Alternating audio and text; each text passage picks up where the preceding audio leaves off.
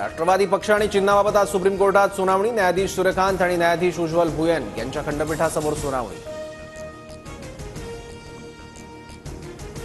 मुख्यमंत्री शिंदेंचा आमदार बच्चू कडूंना फोन। बच्चू कडू आज शिंदेंना भेटणार। शेतकरी दिव्यांगांच्या मागण्यांबाबत चर्चा होणार। आशीर्वाद दिला नाही तर खात्यातून 1,500 रुपये परत घेणार, आमदार रवी राणा यांचं वक्तव्य। तर लाडकी बहीण योजनेबाबत मी गमतीने विधान केलं होतं, रवी राणांचं स्पष्टीकरण। सरकारी पैसा रवी राणांच्या बापाचा आहे का? रवी राणा बेईमान माणूस आहे, विजय वडेट्टीवारांचा हल्लाबोल। तर पैसे परत घेण्याची रवी राणांची भाषा उद्दामपणाची, जयंत पाटील यांची टीका।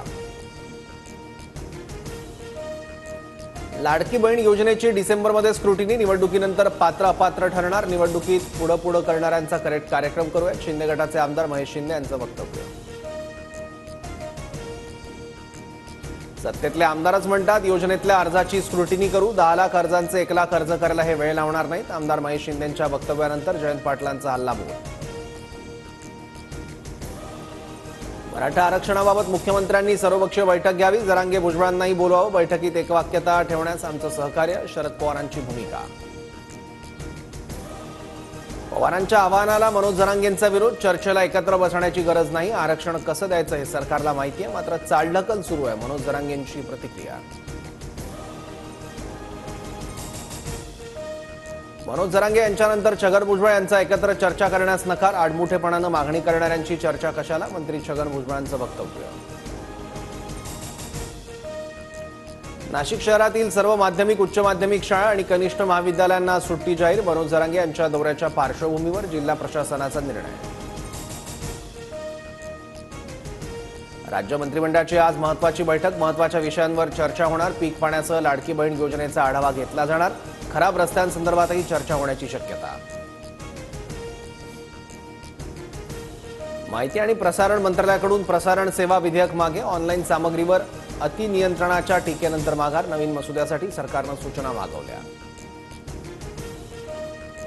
कोकणी माणसावर बोलताना अपशब्द वापरल्याबद्दल स्टँडअप कॉमेडियन मुनव्वर फारुकीने मागितली माफी, कोणाचंही मन दुखवण्याचा हेतू नव्हता, मुनव्वर फारुकीची प्रतिक्रिया। राज्यातील निवासी डॉक्टरांचं आजपासून काम बंद आंदोलन, कोलकातामध्ये सरकारी रुग्णालयात निवासी डॉक्टरवर अत्याचार करून हत्या केल्यानं निवासी डॉक्टर आक्रमक।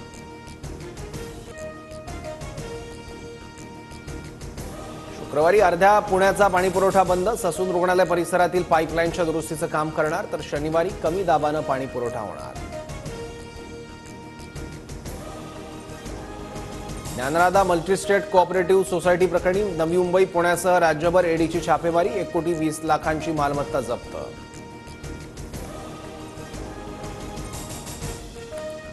भारतात जुलै महिन्यात महागाईचा दर 5 वर्षातील निच्चांकी पातळीवर, किरकोळ महागाई दर किंचित घटून 3.54%। ऑगस्ट महिन्यातील सलग सुट्ट्यांमुळे मुंबईहून कोकणात जाणाऱ्यांची संख्या वाढली, कोकणात जाण्यासाठी मध्य आणि कोकण रेल्वेवरून विशेष रेल्वे सोडण्यात येणार। 2 दिवसातच म्हाडाच्या मुंबई मंडळाच्या सोडतीचं ॲप मंदावलं, नोंदणी ऑनलाईन कागदपत्र जमा करताना अडथळे। राज्यात 5 दिवस पावसाची उघडीप, मोसमी पावसासाठी पोषक स्थिती नसल्यानं तुरळक पावसाची शक्यता, कोकण किनारपट्टी, घाटमाथा, पूर्व विदर्भात हलक्या पावसाचा अंदाज। हिमाचल प्रदेशमध्ये मुसळधार पावसामुळे भूस्खलन आणि कुलू, मंडी आणि शिमलामध्ये पूर, 28 जणांचा मृत्यू, 30 जण बेपत्ता, 4 राष्ट्रीय महामार्गांचं 338 रस्ते बंद।